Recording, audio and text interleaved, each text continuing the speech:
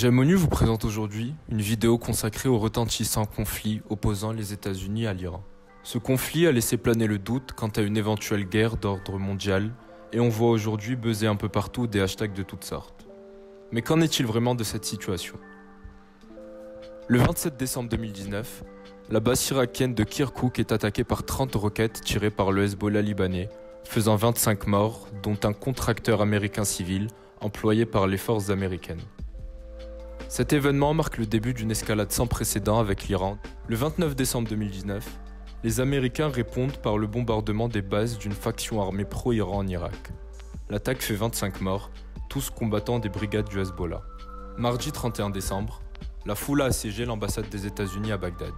Un fait qui poussera Trump à faire payer le prix fort à Téhéran, en commanditant l'assassinat de deux grands personnages politiques et militaires en Iran. Abu Mahdi al-Mourandi, chef de la milice irakienne du Kataib Hezbollah, et Qassem Soleimani, force symbolique de la révolution et de l'idéologie iranienne, considéré comme un martyr par l'Ayatollah et comme un des plus grands dangers pour les États-Unis de ces 2 décennies. Pour bien comprendre son influence, il faut comprendre comment fonctionnent les forces armées en Iran. Tout d'abord, l'Iran possède 2 armées. D'une part, l'armée commune, sous responsabilité du gouvernement, dont le rôle est de contrôler et veiller à la sécurité au sein des frontières du pays. Elle regroupe 350 000 soldats. D'autre part, les gardiens de la révolution, qui dépendent directement du leader religieux, l'Ayatollah Khamenei. Et c'est dans cette entité que nous retrouvons les forces Al-Quds de Soleimani, qui sont à la fois des forces spéciales d'intervention et d'espionnage pour le régime. On compte à peu près 150 000 soldats, mieux financés que l'armée régulière, et dont le but est de protéger les intérêts de la République iranienne dans le monde et de structurer et soutenir les forces chiites de la région. Soleimani a été à la tête de cet organe ces 22 dernières années. Il était pour ainsi dire le numéro 2 du pays. Il est donc engagé en Irak, dans les opérations menées par les milices chiites, dans le développement du Hezbollah au Liban, et il coopère et soutient Bachar el-Assad pour maintenir une puissance chiite en Syrie. On notera notamment son influence au Yémen et en Libye. Une fois les faits récents expliqués, revenons-en à leurs origines afin d'en permettre une interprétation. Il est tout d'abord important de démontrer que depuis le début de son mandat, Trump ne souhaite pas la guerre, du moins pas de manière directe. Sa promesse de campagne, qu'il a réaffirmée lors de son retrait de Syrie, était claire: mettre fin aux guerres sans fin. Et en effet, Trump, malgré ses allocutions parfois virulentes, a fait preuve de prudence ces dernières années au Moyen-Orient. Cette récente démonstration de force serait selon lui un moyen de restaurer la capacité militaire américaine face à l'Iran, qui semble avoir dépassé la ligne rouge en abattant un ressortissant américain.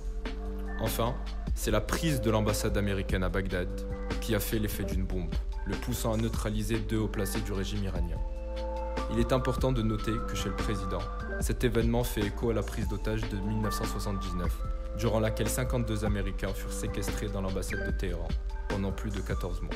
Ce fut un réel traumatisme pour les États-Unis et cela a coûté la réélection au président Carter, battu alors par Ronald Reagan. De plus, Trump souhaite montrer qu'il est un président fort aux yeux de l'électorat américain, sachant prendre des décisions en toutes circonstances. Sous le coup d'une mesure d'impeachment au Congrès, il veut se montrer sûr de lui et faire foi de sa détermination à mener de front la politique américaine. Pour comprendre les agissements iraniens, il est important de préciser la stratégie américaine depuis l'arrivée du président Trump. Le 14 juillet 2015 est signé à Vienne un accord visant à endiguer les ambitions nucléaires de l'Iran. Cet accord est censé réduire son enrichissement en uranium à une limite imposée de 3,67%, seuil permettant une simple utilisation civile des centrales du pays. En 2018, le président entrant rompt avec les efforts d'Obama et se retire des accords négociés avec le reste du Conseil de sécurité des Nations Unies. Le président Donald Trump a ainsi remplacé la diplomatie par un processus de pression continue en imposant des sanctions économiques asphyxiantes au pays. Cette décision stratégique visait à contraindre l'Iran à revenir à la table des négociations et ainsi parvenir à un accord plus sévère et inexorable. Pourquoi l'Irak est aujourd'hui le terrain de jeu de ce conflit ?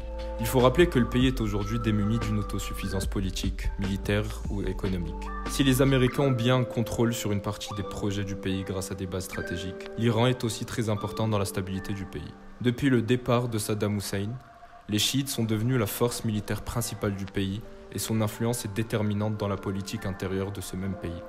D'autre part, l'Irak a été un des principaux partenaires commerciaux de l'Iran, puisqu'il permet la commercialisation de son gaz et de son pétrole. Le 5 janvier 2020, nombre d'observateurs ont perçu une victoire iranienne à travers le vote du Parlement d'un retrait des troupes étrangères présentes sur le territoire irakien. La plupart des partisans de cette mesure étaient chiites.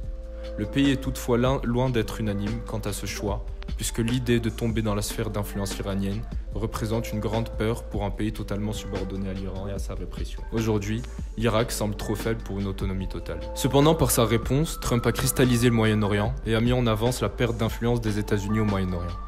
Si les Américains possèdent toujours une force de frappe supérieure dans la région, sans compter le soutien d'Israël et celui de l'Arabie Saoudite, ils n'ont d'autre choix que de désormais rester de marbre devant les missiles iraniens, certes non meurtriers jusque-là, pour éviter un désastre politico-économique. Alors une troisième guerre mondiale est-elle possible compte tenu de la situation actuelle ? Un conflit de cette ampleur est très peu probable. Tout d'abord parce que les guerres ont toujours été poussées par des systèmes de réseaux d'alliances fixes et respectés entre des acteurs qui avaient des intérêts économiques, politiques et par-dessus tout idéologiques très forts. Alors qu'aujourd'hui par exemple, cette même Russie certes alliée de l'Iran est aussi celle qui vend des armes à son soi-disant ennemi, l'Arabie Saoudite. Même l'OTAN, étant pourtant une organisation politico-militaire, est aujourd'hui tiraillée par des ruptures internes à son propre sein. Une autre raison laissant peu miroiter le déclenchement d'une guerre d'ordre mondial est l'indéniable puissance de frappe américaine. D'abord parce que les États-Unis ont le pouvoir d'anéantir les installations nucléaires iraniennes, mais sa force s'étend jusqu'aux possibilités d'une destruction de son industrie pétrolière, à laquelle l'Iran ne pourrait en sortir indemne. De manière plus générale, aucun des deux pays n'a d'intérêt à entrer dans un conflit aussi vaste et destructeur. Cependant, bien que les différents gouvernements appellent à la désescalade de violence au Moyen-Orient, il reste très difficile de prédire comment les choses évolueront demain, et il vaut mieux rester très précautionneux dans la façon dont on aborde la situation actuelle. En tout cas, merci d'avoir regardé ce petit extrait en espérant qu'il ait pu vous aider à y voir un peu plus clair. N'hésitez pas à liker et à vous abonner à la chaîne de J'aime ONU. On se retrouve dans quelques semaines pour une prochaine vidéo.